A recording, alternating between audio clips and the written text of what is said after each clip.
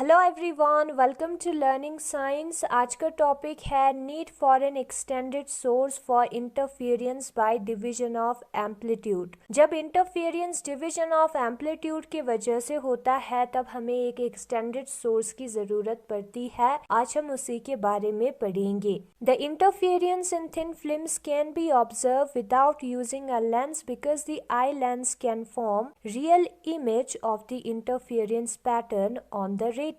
जो interference pattern है thin films में वो हमें जो है बिना लेंस के ऑब्जर्व हो सकता है, क्योंकि जो हमारे आंखों का लेंस है वो इमेज बनाता है इंटरफेरेंस पैटर्न का हमारे आंखों के रेटिना पर। With the point source we get different rays which are incident on the film at different angles as shown in figure। Point source के साथ क्या होता है, जो रेस है वो इंसिडेंट होता है फिल्म पे अलग अलग एंगल्स पे, जो कि यहाँ पर फिगर में दिखाया है। ये जो इंसिडेंट रे ओ ए है वो रिफ्लेक्टेड रेस देता है ए सी और ए डैश सी डैश। ठीक है, ये अंदर रिफ्लेक्शन होने के बाद आया है, तो ये दो रेज जो है इंसिडेंट रे ओ ए देता है। Which go parallel to each other and on entering the eye will produce interference. अब ये दोनों जो है पैरेलल जाता है एक दूसरे के साथ, और जब हमारे आंखों के लेंस पे पड़ता है तो क्या होगा,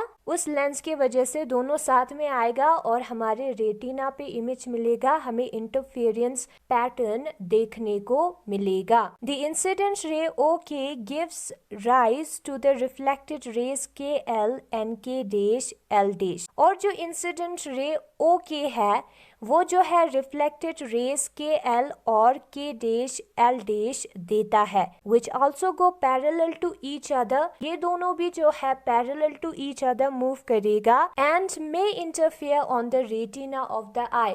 और हमारे आंखों के रेटिना पे ये दोनों भी इमेज बना सकता है।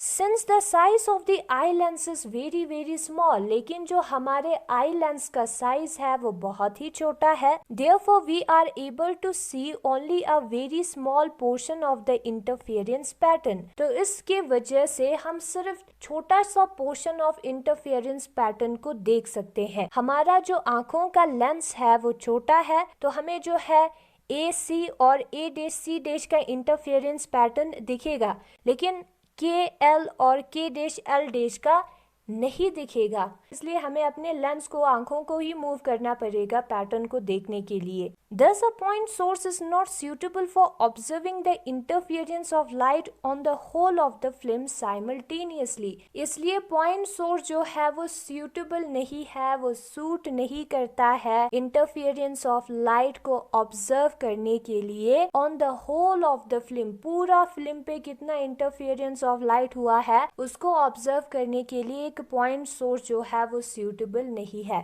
To observe the interference of light on the whole of the film simultaneously, we need to use extended source of light।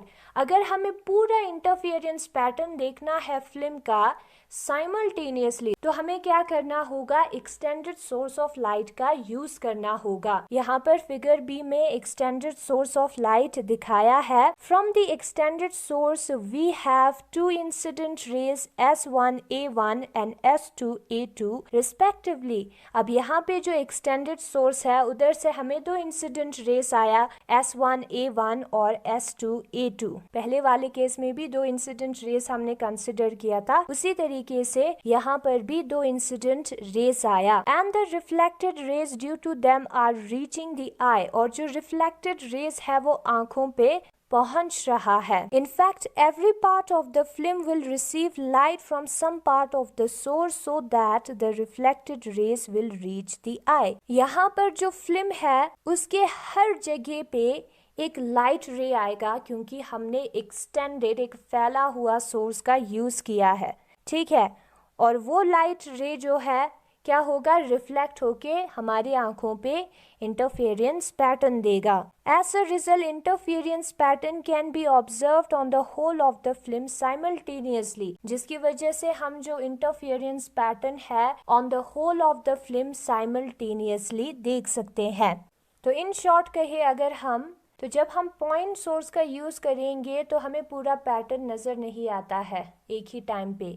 कोई पर्टिकुलर रीजन हमें या थोड़ा सा पोर्शन ऑफ इंटरफेरेंस पैटर्न नज़र आता है, लेकिन जब हम एक्सटेंडेड सोर्स का यूज़ करेंगे तो हमें पूरा पैटर्न नज़र आएगा, क्योंकि जो एक्सटेंडेड सोर्स है वहाँ से लाइट जो है जो फिल्म है उसके हर जगह पे पड़ेगा, तो पूरा पैटर्न हमें नज़र आएगा। और अगर आपको ये वीडियो पसंद आया तो इस वीडियो को लाइक करें, लर्निंग साइंस को सब्सक्राइब करें। Thank you so much for watching.